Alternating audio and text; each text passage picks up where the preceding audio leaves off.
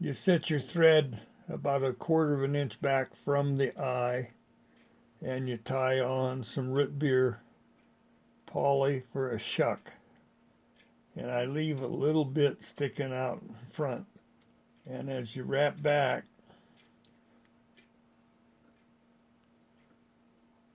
you make a tapered body by just cutting a little bit of the material out as you go. You can just come in and cut just a little bit like that and pull it out of there.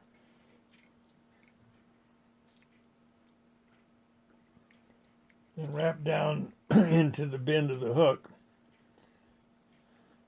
like that, quite a ways down. Cut off about the gape of the hook for a shuck, for a tail. Then I wind right back up to the starting point again, and I put a quill body on. This is synthetic quill that I just started using because it's really nice and strong. It's got a little black edge on it, which simulates the natural.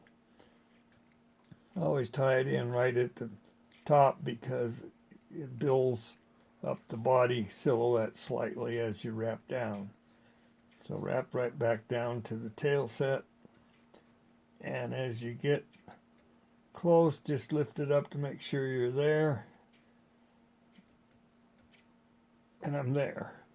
Take your thread back to the top, stop at the set point, and start wrapping. And you can pull pretty tight with this stuff.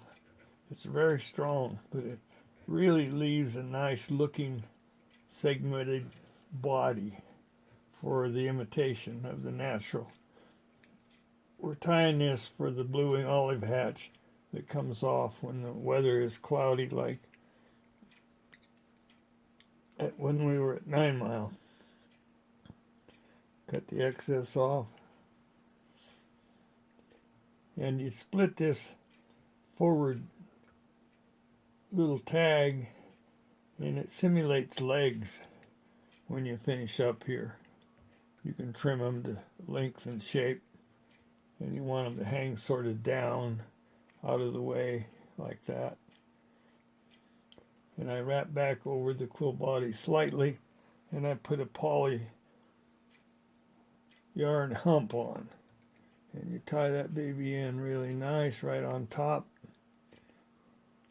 Secure it well, and I trim the excess off like that, just so that there's less bulk in the way. Then we take 2 natural gray CDC feathers,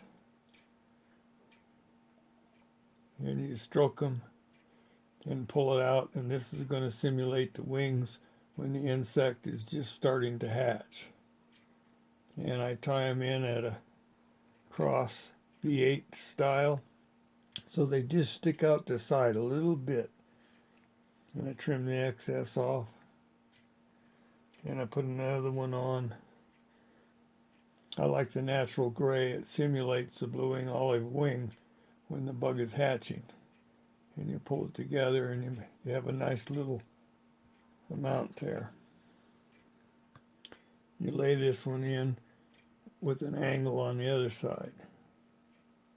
And the trick is to get them both the same length, so you might have to pull them a little bit to make them look like they're the same length.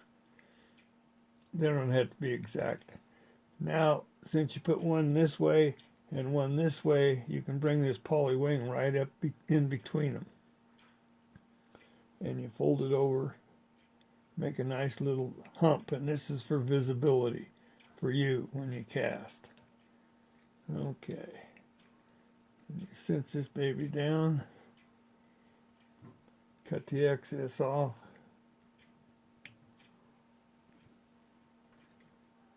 trim all the other stuff off.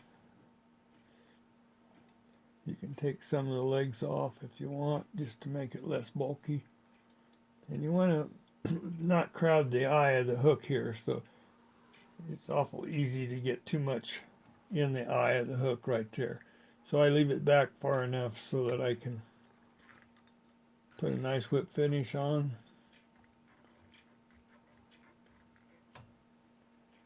And when the thread breaks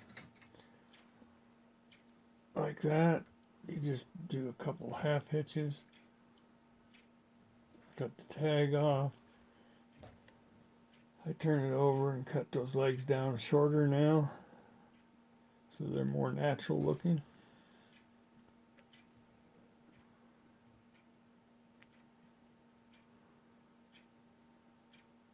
And I put a little Zap-A-Dap on. The Zap-A-Dap penetrates. You can actually see it run down this extra fine tube, which really makes it nice. You can put a dot exactly where you want it, right there. And that'll secure this hump so it don't come out when the fish takes. I put a little on the bottom too, soaks in. And you get done with the Zap-A-Dap, back squeeze it, and it sucks it down the tube so that it doesn't dry out there. And that's it. That's a blueing olive emerger. I can get it focused. I think it's pretty good. Cool. Okay.